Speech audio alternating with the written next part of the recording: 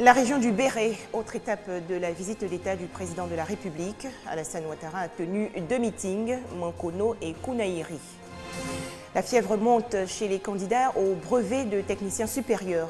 Plus de 62 000 vont affronter les épreuves à partir du 27 juillet prochain. Enfin, le Kenya fin prêt à accueillir le président américain Barack Obama. La sécurité et le terrorisme seront au cœur des discussions avec le président Uhuru Kenyatta. Bonsoir à tous et soyez les bienvenus sur ce plateau. Tout de suite, un coup d'œil sur la visite d'État du président de la République, Alassane Ouattara, dans le Woroba. Le chef de l'État a tenu ce matin un meeting à Mankono, dans la région du Béret. Le président Alassane Ouattara annonce un investissement de plus de 100 milliards de francs CFA dans la région. Cette enveloppe va servir au financement de plusieurs projets, notamment l'électrification des localités et la construction de la ligne Zuenula-Mankono-Séguéla. Le second cap a été mis sur Kounaïri, où le chef de l'État s'est également adressé aux populations. Le président de la République a également saisi l'occasion pour rassurer les populations de Mankono sur le bon déroulement de la présidentielle d'octobre prochain. On écoute Alassane Ouattara. Nous avons déjà investi dans le cadre de cette visite d'État 14 milliards de francs CFA dans la région dans le cadre du programme présidentiel d'urgence. Et ces investissements ont été réalisés dans les secteurs de la santé, de l'éducation, de l'eau, de l'électricité, des infrastructures. En matière d'eau, pour être plus précis, nous avons procédé à la réparation de 141 pompes dans la région et à l'extension du réseau d'eau potable. Dans le secteur de l'électricité, ce sont 26 localités qui ont été électrifiées entre 2012 et 2014. En matière d'infrastructure, les travaux de bitumage des voies de Mankono sont en cours et comme l'a dit Moussa Dosso, 3 kilomètres ont déjà été réalisés sur les 6 prévus. Bien sûr, il en demande beaucoup plus et nous allons examiner cela. Au niveau de l'éducation, nous avons procédé à la distribution de près de 115 000 manuels et 120 000 kits, à la construction de 298 classes primaires et de 2 collèges. Voyez-vous, nous allons continuer ces travaux et nous prévoyons d'ailleurs d'investir au cours des prochaines années plus de 100 milliards de francs CFA dans la région du Béret. Oui, c'est le programme que nous avons et que nous allons mettre en œuvre. Et je sais qu'il y a un besoin important de réhabilitation et d'extension des travaux des réseaux. Et c'est pourquoi, en plus des 26 localités qui ont déjà été électrifiées, nous prévoyons pour 2015, donc d'ici la fin de l'année, d'électrifier 29 autres localités. Oui, ceci fera plus de 50 localités qui seront donc électrifiées dans le département. Le coût total de cet investissement s'élève à 9 milliards de francs CFA. Ce qui est à remarquer, c'est que le taux de couverture en électricité dans cette région était seulement de 14%. Et maintenant, à la fin de l'année, il va plus que doubler, il va atteindre un taux de 38%. C'est donc dire que nous sommes sur la bonne voie. Et en plus de cela, à compter de 2016, nous prévoyons un vaste programme de réhabilitation et de développement du réseau électrique dans la région, ainsi que la construction de la ligne Zuenula-Mankono-Séguéla. Voilà. Et cela, voilà. Je sais que vous attendiez cet investissement. Voilà. Donc ce sera toute la voie Zuenula-Mankono-Séguéla pour un investissement total de 23 milliards. Dans l'actualité nationale également, les préparatifs du brevet de technicien supérieur session 2015. Ce sont exactement 62 700 candidats qui vont affronter les épreuves orales à partir du 27 juillet prochain, et cela sur tout le territoire national. Les écrits, eux, vont se tenir du 10 au 17 août 2015. Restons dans l'univers estudiantin pour parler maintenant de la deuxième édition du Forum de l'étudiant africain.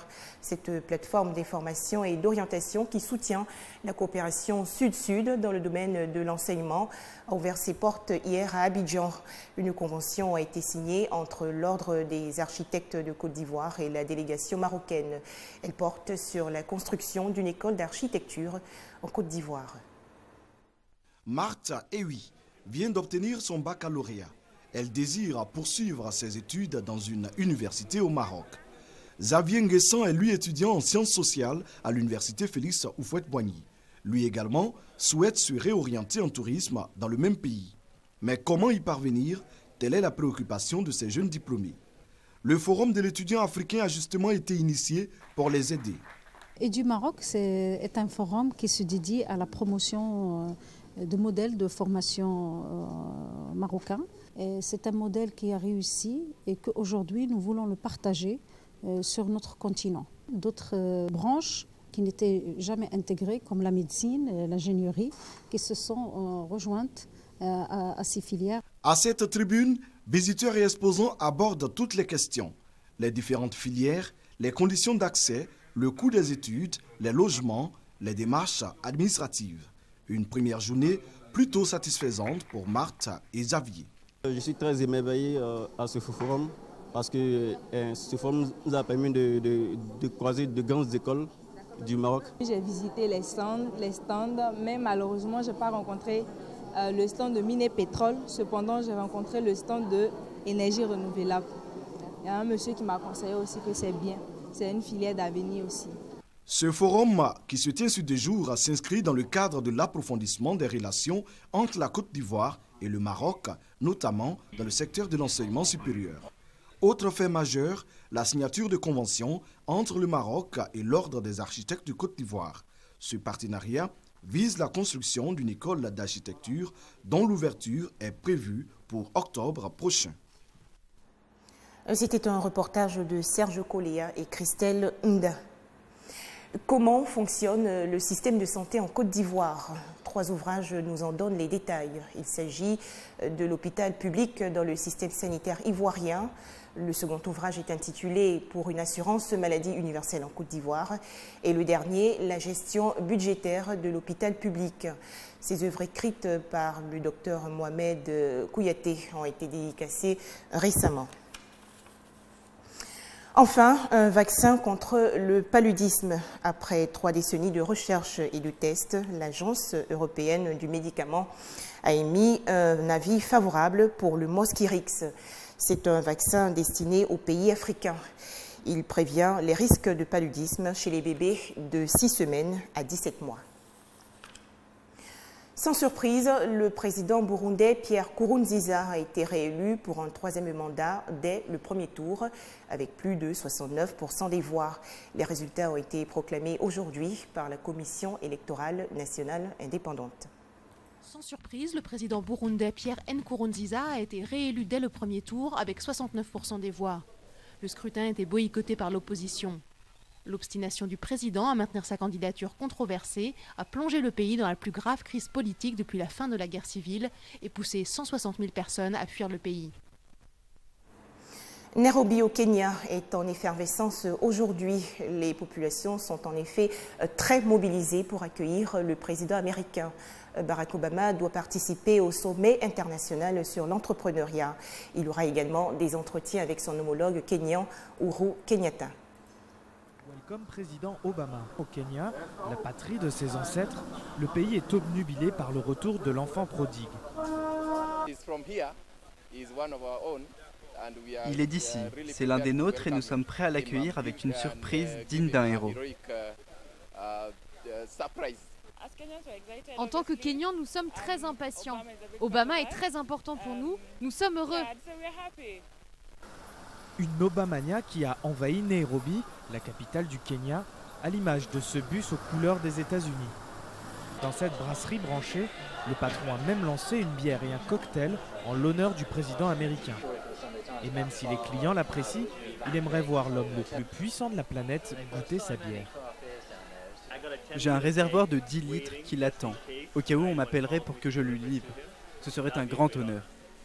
Le retour au pays de Barack Obama a longtemps été empêché par l'inculpation du président kényan par la Cour pénale internationale pour crimes contre l'humanité. Mais les poursuites ont depuis été abandonnées. Les deux présidents discuteront commerce et sécurité.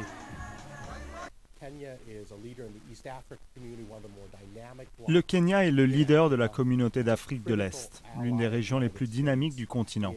C'est un allié crucial des États-Unis pour la stabilité régionale et pour contrer le terrorisme. Ce pays a un poids important sur ses frontières avec malheureusement des attaques d'Al-Shabaab et autres groupes extrémistes. Mais c'est aussi un pays qui accueille des centaines de milliers de réfugiés depuis plus de 20 ans. C'est pour toutes ces raisons que sa visite est importante. Barack Obama participera à un sommet mondial de l'entrepreneuriat devant des milliers d'entrepreneurs. Après le Kenya, il se rendra dimanche en Éthiopie pour notamment évoquer devant les dirigeants de l'Union africaine les problèmes liés au déficit de démocratie sur le continent. Nouvelle fusillade aux États-Unis. Un homme blanc âgé d'une cinquantaine d'années a ouvert le feu hier dans un cinéma en Louisiane. 2 personnes ont été tuées et 9 autres blessées. La Turquie s'engage résolument dans la lutte contre l'État islamique. Les autorités turques ont mené aujourd'hui leur première frappe aérienne contre des positions djihadistes en Syrie. Enfin, en France, un nouveau type d'habitat rencontre un succès grandissant. Il s'agit du logement social intergénérationnel. C'est un moyen pour favoriser les échanges entre les générations. C'est également une méthode pour lutter contre la crise du logement. Midi, Elisabeth rentre déjeuner chez elle et comme tous les jours, avant de rejoindre son appartement, elle passe faire la bise à ses voisins dans la salle commune de la résidence. Salut les amoureux! Salut! Voilà bientôt 2 ans qu'Elisabeth a emménagé dans ce qu'on appelle un logement social intergénérationnel. Ici, à Ménucourt, dans le Val d'Oise, la moitié des appartements est occupée par des seniors et l'autre par des actifs. Une salle commune et différentes activités leur sont proposées. L'idée, recréer du lien entre les générations. Elisabeth joue le jeu à fond. Je les emmène dans la salle de sport où je travaille pour leur faire du vélo dans l'eau, Je donne quelques cours de Zumba ici, j'organise des petites soirées avec des apéros dînatoires. Et si besoin, il y a des babysitters à portée de main, comme Janine et Gilles, qui habitent ici depuis que la résidence a vu le jour en 2013. On est bien ici. On est bien ici. Parce que quand même, quand vous voyez les gens qui viennent vous voir ou qui discutent avec nous et puis tout ça, moi de mon côté, je descends pas comme un peu, ne m'occupe pas comme elle, mais j'ai autant de monde qu'elle qui vient me dire bonjour. C'est la maison des visites ici. Tous les logements sont équipés pour les personnes à mobilité réduite et si nécessaire, une assistance médicale est également disponible. Gilles et Janine payent 729 € par mois pour 73 mètres carrés. Rien à voir avec le coût d'une maison de retraite. Une personne âgée qui est placée en résidence senior ou médicalisée, vous allez être de l'ordre de 30 € par jour. Chez nous, le coût que notre prix de revient réel est aux alentours de 30 centimes. Donc on est 100 fois moins cher. Donc évidemment, ce type d'économie, ça va intéresser en premier chef les personnes âgées, mais ça intéresse aussi les caisses de retraite, ça intéresse l'assurance vieillesse. Pas étonnant donc que les maisons de Marianne comme celle-ci se multiplient. Il en existe 4 et 70 sont en projet. Mais la France a du retard en la matière. Le concept est déjà très répandu en Allemagne ou dans les pays scandinaves. Voilà, c'est la fin de cette édition. Très bonne suite des programmes sur RTI2 et à lundi.